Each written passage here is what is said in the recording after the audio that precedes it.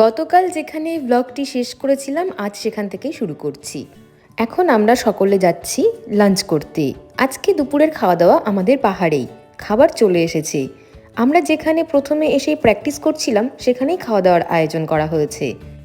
জীবনে এই প্রথমবার পাহাড়ের এরকম ধাপে বসে হাত মুখ ভালো করে না ধুয়ে খাওয়া দাওয়া করছি। পাহাড়ে এসে একটা জিনিস উপলব্ধি করেছি, সেটা হলো জলের মূল্য।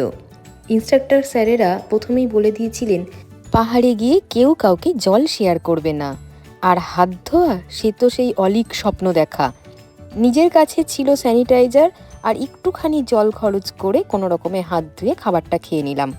আজকের মেনুতে ছিল মিক্সড ভেজ আর রুটি আর খেজুরের গুড়।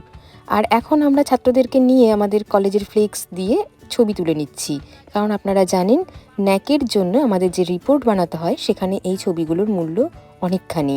খাওয়া দাওয়ার পর্ব মিটিয়ে এখন আমরা চলেছি দূরের ওই সামনের পাহাড়টিতে। আজকে ওখানেই টপে উঠবো আমরা।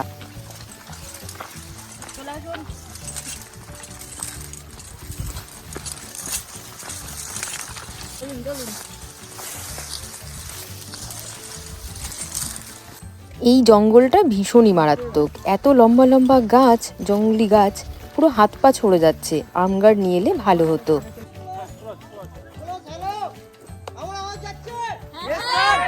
অনেক নিচ পর্যন্ত আমাদের লাইনটি রয়েছে আর আমরা চলেছি একটি অফবিট রাস্তায়। ওই দেখুন কত নিচে লাইন। এইখান থেকে আপনাদেরকে পাহাড়ের এই দৃশ্যটা দেখায়, অপরূপ।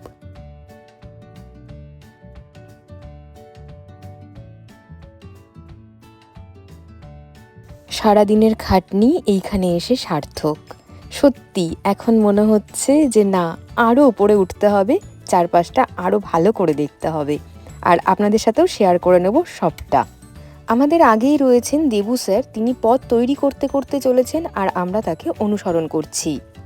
আজকে আপনাদের সাথে এই ভ্লগে এই পুরুলিয়ার অযোধ্যা পাহাড় এবং তার রেঞ্জের ইতিহাস, সৃষ্টিতত্ত্ব শেয়ার করে নেব।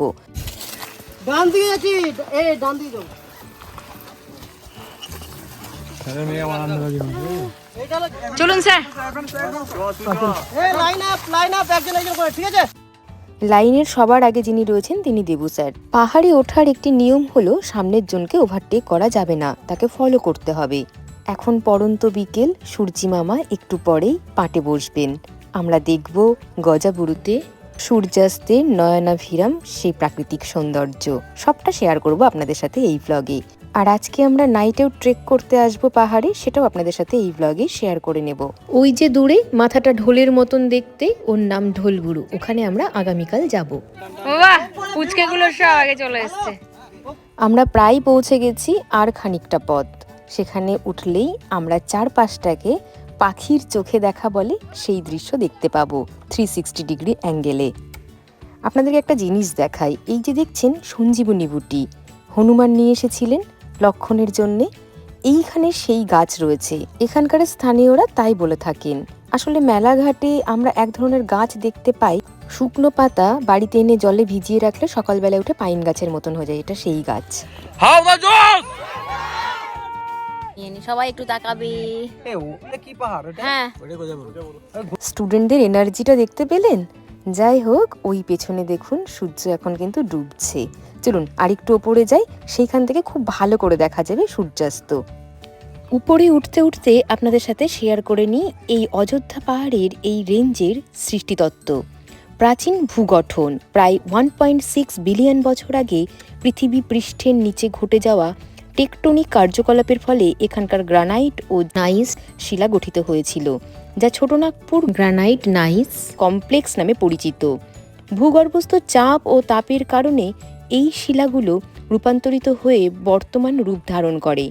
বহু লক্ষ বছর ধরে প্রাকৃতিক ক্ষয়, যেমন ধরুন বৃষ্টি, বাতাস, নদী এবং অন্যান্য ভূগঠন প্রক্রিয়ার প্রভাবে মালভূমির এই অংশটি উঁচু হয়ে পাহাড়ে পরিণত হয়েছে, যার ফলে এখানে মালভূমির উপরিভাগ ঢাল এবং উপত্যকা দেখা যায়। সহজ ভাষায় অযোধ্যা পাহাড় কোনো আগ্নেয়গিরির লাভা জমে তৈরি হয়নি, বরং এটি পৃথিবীর প্রাচীন শিলাস্তর ও টেকটনিক প্লেটের নড়াচড়ার ফলে সৃষ্ট ছোটনাগপুর মালভূমির অংশ। যা দীর্ঘকাল ধরে ক্ষয়িত হয়ে বর্তমান রূপ পেয়েছে। আর আমরা যেখানে রয়েছি সেখান থেকে ওই দেখুন ছোট্ট ছোট্ট সাদা কালো যে দেশলাই বাক্সের মতন দেখা গেল, ওইটি আমাদের টেন্ট। আর ওই যে হালকা গোলাপি নীল দেখা যাচ্ছে জলাশয়ের পাশে বাদিকে, ওটি হলো আমাদের ক্যাম্প। এখান থেকে যদি চারপাশ 360 ডিগ্রি অ্যাঙ্গেলে দেখি, অপরূপ, মানে মনে হচ্ছে দেখেই যাই। মানে আমি কোনোভাবেই চোখ সরাতে পারছি না। প্রত্যেকে আমাদের এই গ্রুপের মনোমুগ্ধ হয়ে কিছুক্ষণ এই দৃশ্য দেখেছে। আর এখন স্যার কিছু বলছেন, অর্থাৎ আপনারা জানেন আগের বছর ভ্লগ যারা দেখেছিলেন তারা জানেন একটা পাহাড় সাবমিট করার পরে সেখানে একটা সবথেকে উঁচু যে জায়গাটি থাকে সেখানে কেউ পা রাখে না, সেখানে পুজো করা হয় যে আমরা সাবমিট করেছি, প্রকৃতিকে আরাধনা করা হয়। তো সেটাই করা হয়েছে। আর দেখলেন বাবা আর ছেলের এই সূর্যাস্তের সময় ছবি তোলা, ফ্রেমবন্দি করার দৃশ্যখানি অপরূপ ছিল মিলন স্যার আর বর্ষের। যাই হোক, সূর্যি মামা আজকের মতন টাটা করে গেলেন, আমাদের এখন নিচে নামতে হবে। এখানে গজাবড়ুতে সানসেট আমরা দেখতে পেলাম, আর এই যে ঢোলবুড়ু। এখন আমরা নিচে নামবো, চলুন নিচে নামি। পাহাড়ে ওঠার থেকেও নিচে নামাটা হচ্ছে অনেক বেশি বিপজ্জনক। অতি সাবধানে আপনাকে পায়ে গ্রিপ নিয়ে নামতে হবে। এখনো ওরা কত উপরে, ওই যে অজয় দাঁড়া, হে ভগবান। আসলে কিছু করার নেই, 3 জন ছাত্রী আমাদের রয়েছে, ওরা নামতে খুব ভয় পাচ্ছে। আসুন আসুন, ঝগড়া পরে করবেন, আসুন। চপ মুড়ি ঠান্ডা হয়ে গেল। ওয়াকি টকিতে জানানো হয়েছে চপমুড়ি রেডি, তাড়াতাড়ি আমাদেরকে ক্যাম্পে ফিরতে হবে, না হলে ঠান্ডা হয়ে যাবে। সেটা নিয়ে মজা করছিলাম স্যারেদের সাথে। আর এই দেখুন, দেখেছেন আবার লাইন আপ করিয়ে এখান থেকে কাউন্ট করে তারপরে আমরা ফিরবো। আমরা পৌঁছে গেছি আমাদের ক্যাম্পে। চলুন খাওয়া দাওয়া করে একটুখানি জাস্ট বসতে হবে, তারপরেই কিন্তু আবার বেরোতে হবে। এখন ঘড়িতে বাজে 5:05। Sir half glass, half glass sir, half glass, half glass, অতটা না। হ্যাঁ থাক থাক থাক থাক। সন্ধ্যের টিফিনটা দারুণ, রয়েছে ভেজ স্যুপ আর তার সাথে ভেজ পাস্তা। আকাশে একাদশীর এক ফালি চাঁদ, আর দূরে পাহাড় কালো রঙের দেখাচ্ছে, সূর্য ডুবে গেছে। আর এখানে আমাদের ক্যাম্প, ছোট্ট ছোট্ট আলো জ্বলছে, ছেলেমেয়েরা টিফিন করতে ব্যস্ত। আমাদের রেস্ট নেই, এক্ষুনি আবার বেরোবো নাইট ট্রেকিংয়ে। এই যে সবাই বেরিয়েও পড়েছে। নাইট ট্রেকিংয়ের সময় ইনস্ট্রাক্টররা বলে দিয়েছেন ফোনের আলো জ্বলবে না, ফোন সব সাইলেন্ট মোডে থাকবে। আমি বলছি কেউ গ্যাপ করবে না লাস্ট লাইন পর্যন্ত, আর সামনে চলবে, আমার সামনে জনকে দেখে দেখে চলবো। হলো আমরা নাইটে করছি, দিনের বেলায় তবু দেখতে পাওয়া যায়। প্রতি মুহূর্তে মনে হচ্ছে মুখ থুবড়ে নিচে পড়ে যাব। আর ফোন যেহেতু অ্যালাউ নেই, তাই আমি ভিডিওগ্রাফি করতে পারিনি। আর ভিডিও করলেও কিছু দেখাই যেত না, পুরো অন্ধকার রাস্তাতে আমরা হেঁটেছি। এখন আমরা আমাদের গন্তব্যে পৌঁছে গেছি, চারপাশে পাহাড়ে ঘেরা, মাঝখানে একটা সমতল জায়গা, উপত্যকা বলা যেতে পারে। আমি চেষ্টা করছি আপনাদেরকে চারপাশটা দেখানোর জন্যে। যেহেতু একটা ডকুমেন্ট আমি বানাচ্ছি, তো স্যারেরা কিন্তু ভীষণ কোঅপারেট করছেন। একটুখানি করতে হবে, জুম আউট জুম ইন বা কিছু করতে হবে। ওই দেখুন দূরে একটি আলো জ্বলছে, আর পাহাড়ের ঢালটা এইখানে এসে একটু দেখা যাচ্ছে। এখন আমরা ফিরে যাচ্ছি।